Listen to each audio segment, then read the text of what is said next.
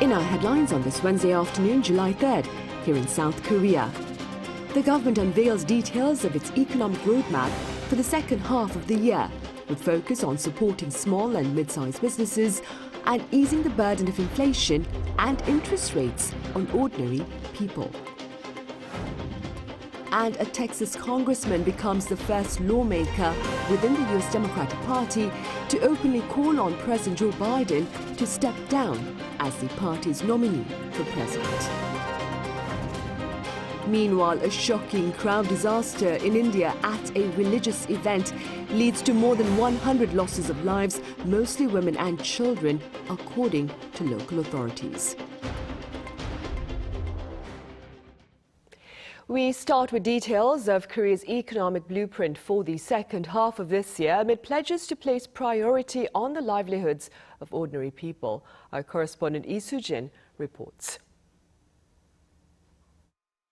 The South Korean government plans in the second half of the year to focus on improving the lives of vulnerable groups as it aims to continue its economic growth momentum. 이렇게 성장률을 비롯한 거시 지표는 눈에 띄게 개선되고 있습니다만 아직 그 온기가 민생 경제의 활력으로 이어지지 않아 안타까운 마음이 있습니다. 효과가 나타나는 시차를 줄이면서 민생의 구조적 근본적 문제를 해결해 나가야 합니다. The Finance Ministry on Wednesday announced its economic policy direction for the latter half of the year, where it revised its economic growth projection from 2.2% to 2.6% for 2024. This upward revision was mostly due to a strong growth forecast for exports thanks to increased demand for AI as well as semiconductors. An inflation rate for this year is expected to ease to 2.6%. This comes as data from Statistics Korea on Tuesday showed that the Consumer Price Index, a key gauge of inflation, rose by 2.4% in June compared to the same month the year before. This is the lowest figure seen in 11 months, inching closer to the target inflation of 2%. But the government, which typically bases the direction of its economic policies on these projections, said that while the newly revised projections are promising, vulnerable groups are yet to feel that the economy is getting better. But because the recovery speed varies across sectors due to high inflation and interest rates, small business owners still feel that the economy is struggling. To help small business owners, the government will spend 25 trillion won or nearly $18 billion to provide financial support, business growth and recovery opportunities, as well as a one-stop platform that allows them to more easily access necessary information. According to one expert, the most helpful policy is likely to be the measures that are targeted towards easing the burden of high interest rates. I think the most effective way is postponing interest rate payment to banks. In terms of the moral hazard problem, it is very difficult to decrease size of the money that borrowed from the banks. But instead, there is small room for banks and for medium and small-sized companies to delay their interest rate payment.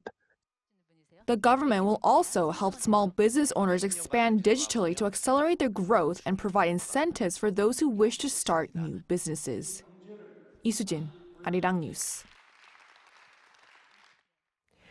Korea's foreign exchange reserves shrank in June for the third month in a row. According to the Bank of Korea on this Wednesday, the reserve stood at some $412.2 billion at the end of June, down over $600 million on month.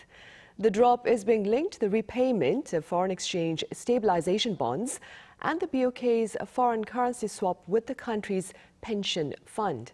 As of the end of May, South Korea is the world's 9th largest holder of foreign exchange reserves. Meanwhile, across the border, North Korea earlier this week concluded a major political gathering with a focus on economy and no mention of defense nor diplomacy. Our correspondent Kim Jong-sil covers the implications of this reality. After wrapping up a key political meeting, North Korean leader Kim Jong-un visited on Tuesday a munitions factory and other manufacturing sites. North Korea's state-run Korean Central News Agency reported on Wednesday. Kim's visit to these facilities came shortly after the 4-day meeting of the Workers' Party Central Committee, which started on Friday. The meeting summarized the North's accomplishments for the first half of the year. Kim said the economic conditions are in a clear upturn and urged the regime to push forward with economic tasks in the latter half of the year. The meeting comes at a time when North Korea is strengthening its foreign diplomacy with countries such as Russia and China. An official at South Korea's Ministry of Unification said on Tuesday that what is striking from this meeting, though, is that there was no mention of diplomatic achievements or messages to South Korea and the U.S. It's possible the North was aware that it could be subjected to international condemnation if it puts too much emphasis on its achievements in defense and diplomacy. I think Kim's intention of only stressing economic agendas is to strengthen the regime by bringing up sectors directly linked to people's livelihoods. The Unification Ministry official also said the regime may hold a standing committee ahead of the Supreme People's Assembly and discuss constitutional amendments. It's highly possible that North Korea would strike out the phrase in its Constitution Article 9 that says the North would strive to reunify the country on the principle of independence, peaceful reunification, and great national unity. The Unification Ministry official said the government will keep a close eye on what direction the regime is taking. Kim Jong-sil, Arirang News. And South Korea has cast doubt on North Korea's latest claim of a successful missile test. Our defense correspondent Choi Min-jung explains. North Korea on Tuesday morning claimed that it successfully tested a new type of tactical ballistic missile carrying a 4.5-ton super-large warhead the day before. This is the first time that the North has said it tested such a missile. The North state-run media said that the test of the new missile, named Hwasongpo 11 Ta 4.5, was conducted with a mock warhead aimed at verifying flight stability and accuracy to see if it can fly a maximum range of 500 kilometers and minimum range of 90 kilometers. South Korea's military, however, dismissed the North's claim, calling it a deception. According to the Joint Chiefs of Staff, the regime launched 2 ballistic missiles, one which flew some 600 kilometers into the sea, and the other which traveled only 120 kilometers. The military once again suggested that the second launch was abnormal and appeared to have fallen in a field in an uninhabited area near the North's capital. It is extremely rare to conduct a test launch inland, and there is a high possibility that its claim of success is a lie. Last week, North Korea claimed a successful test of a new multi-warhead missile, contrasting with South Korea's assessment of a failure after a mid-air explosion.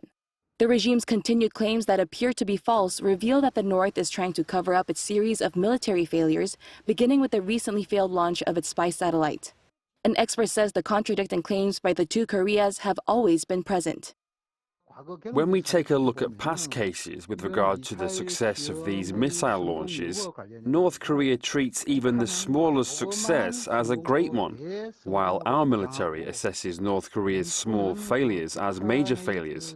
This is being repeated to this day. Meanwhile, more missile launches are expected as Pyongyang said it will carry out another test launch of the same type of missile this month to test the accuracy and the explosion power of the super-large warhead. Choi Min-jung, Arirang News. Meanwhile, at the National Assembly here, Tuesday's interpellation on broader defense-related concerns ended with a fierce war of words between ruling and opposition lawmakers. Our political correspondent Shin Ha-young has details. Marking the 22nd National Assembly's first government question and answer session on Tuesday, political matters as well as diplomacy and security took center stage. Among the topics addressed was the government's response to North Korea's latest provocations, including Pyongyang's sending of waste-carrying balloons. In response, Defense Minister Shin Won-sik said the country's military is preparing for different provocations by the regime. Our military is training hard and preparing specific plans to handle various forms of North Korean provocations. Please trust in our forces. Regarding a question on the Yoon administration's North Korea policy, Prime Minister Han Duk-soo stated that the government is open to dialogue with the North. Meanwhile, the DP failed to hold a vote on a special investigation into the death of a Marine who died while undertaking rescue operations during floods last year. The party planned to introduce the bill following the Q&A session, but the session was adjourned due to clashes between rival party lawmakers and did not continue. It was halted after the DP lawmaker Kim Byung-ju called the PPP lawmakers out of their minds for using the term South Korea-US-Japan alliance in last month's party briefing. His comment led to strong protest from the PPP lawmakers. The DP is planning to table the special prop bill on Wednesday after another round of government questioning, this time focusing on the economy. 신하영, Arirang News.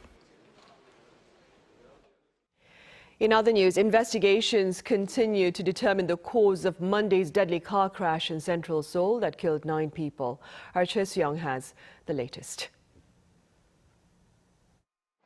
After a devastating scene in downtown Seoul on Monday night, the police took the driver in on charges of accidental homicide, which falls under violations of the Special Act on the Settlement of Traffic Accidents. A car driven by a 68-year-old driver plowed into a group of pedestrians waiting at a crosswalk, killing 9 people and injuring 4 others near Seoul City Hall. The driver, who has more than 40 years of experience as a city bus driver, is blaming sudden unintended acceleration. In a later briefing, the police stated that the driver was negative in all quick drug tests and had been taken to hospital due to injuries he himself suffered in the crash. Analysis will be carried out by the National Forensic Service on the driver's vehicle, footage from nearby CCTV cameras and the car's dashcam, as well as statements from witnesses. We specifically checked whether or not he was drinking, and it is understood that he was not under the influence of alcohol. They added that they are considering all possibilities, including a mistake or driver error. When experts said that the driver did not try to avoid the pedestrians as he would in the case of a sudden acceleration, adding that the deadly incident could have been caused by a mistake or carelessness. The vehicle was also seen driving in the wrong direction and collided with 2 vehicles before hitting people. Investigators are not fully ruling out the possibility of issues within the car, considering the speed involved, reportedly 100 kilometers per hour. However, analysis from the National Forensic Service using its event data recorder system can take up to 2 months. Choi Soo-young, Arirang News.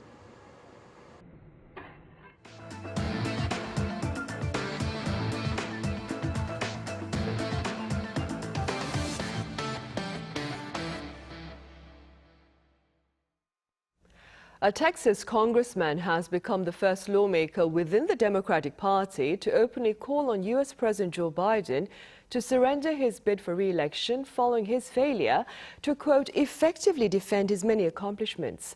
Our Lee Seung-jae reports. For the first time, a House Democrat has publicly called for U.S. President Joe Biden to step down as the party's candidate for the upcoming November presidential election.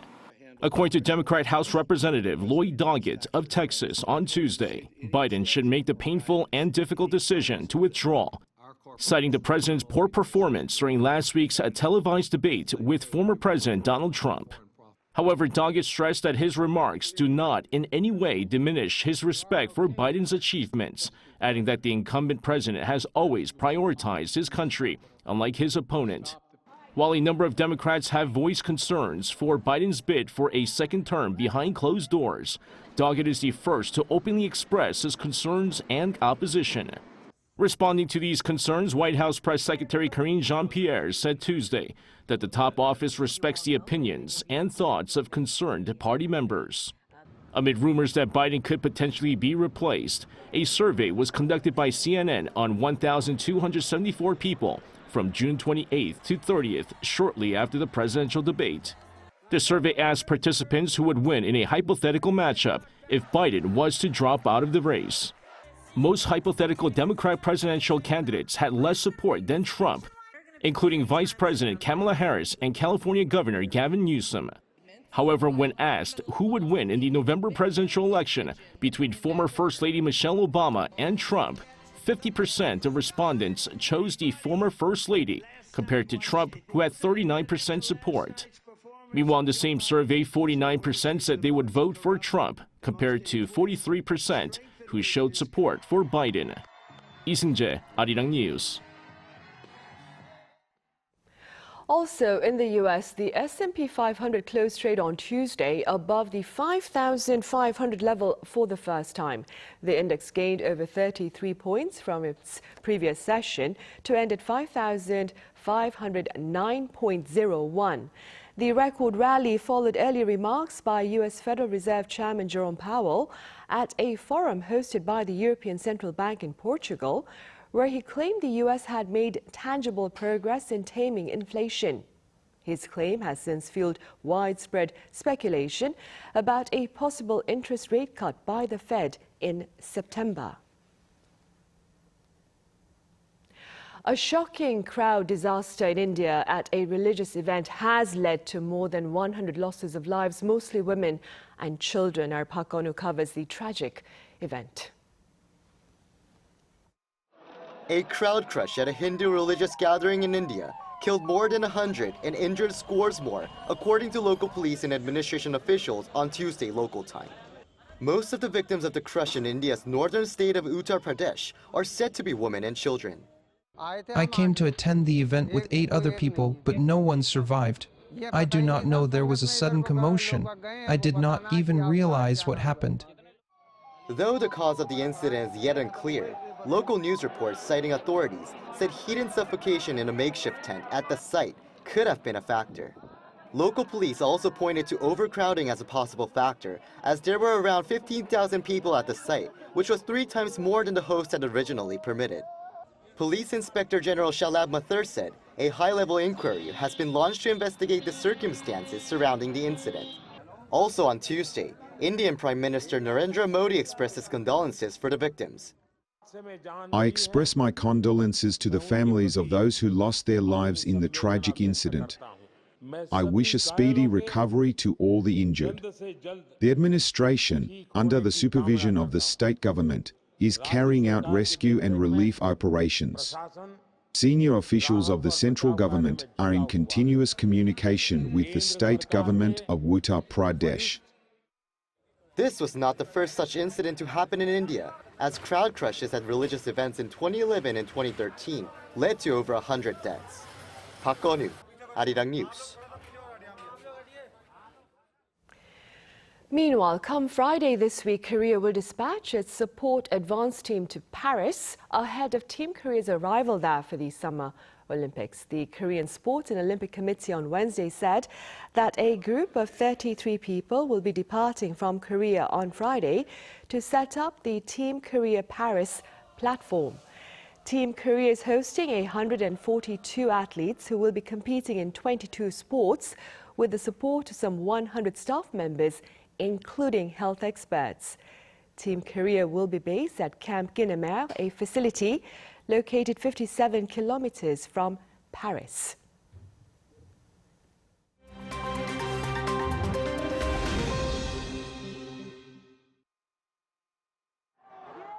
Let's take a look at the latest news in the world now. We begin today in the US, where the New York judge has delayed Donald Trump's sentencing for his criminal conviction in a hush money case until September, as the former US president seeks to challenge his conviction after the Supreme Court ruled partial presidential immunity on Monday.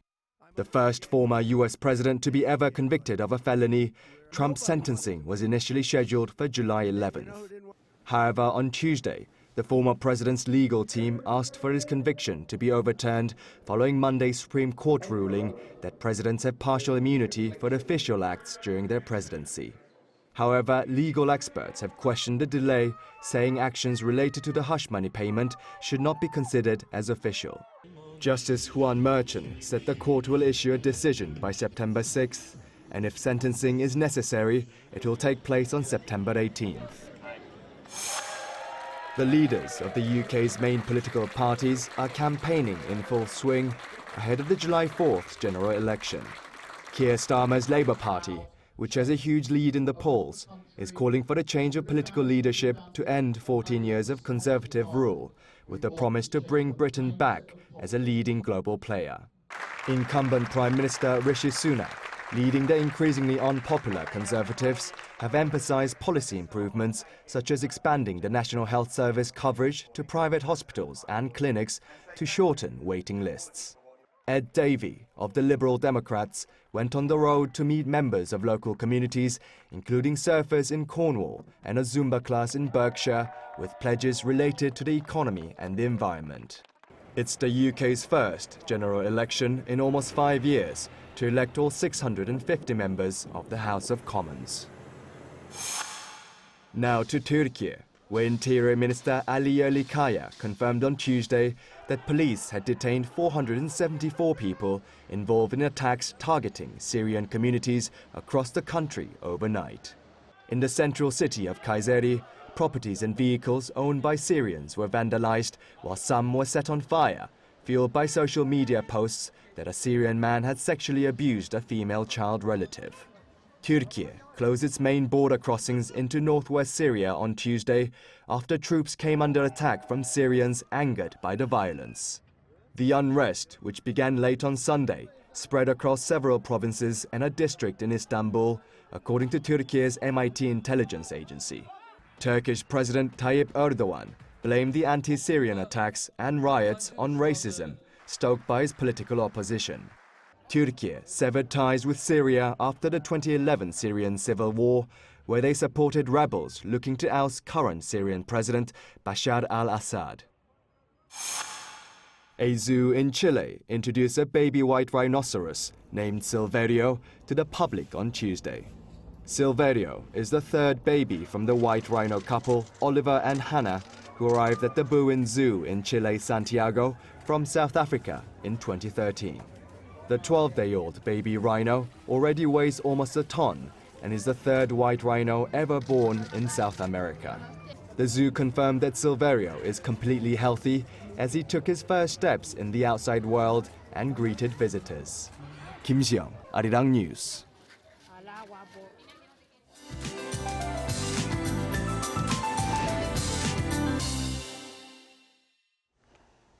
Good afternoon. Seoul had the season's first rain advisory yesterday, and the showers have let up in most parts, but Jeollado and west of Gyeongsang-do provinces could see 10 to 40 millimeters of more rain today. But the rest of the country could see light showers before it subsides in the mid-afternoon.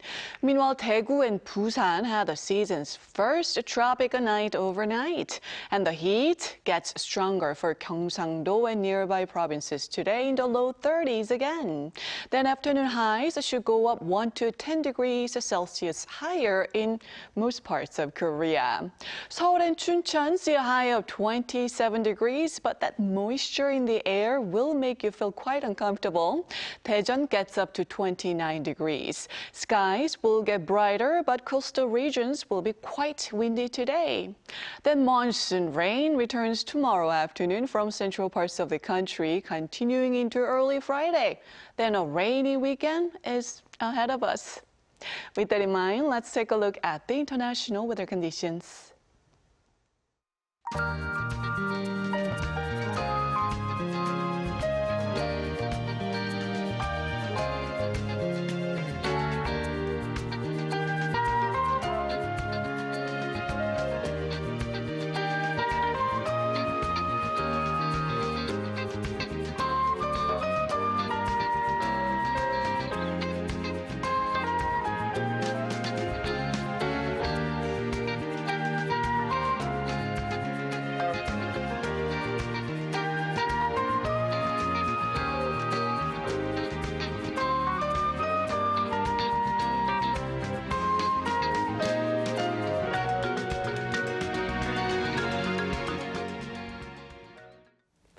Right, and those are the headlines at this hour here in South Korea. Thank you for watching.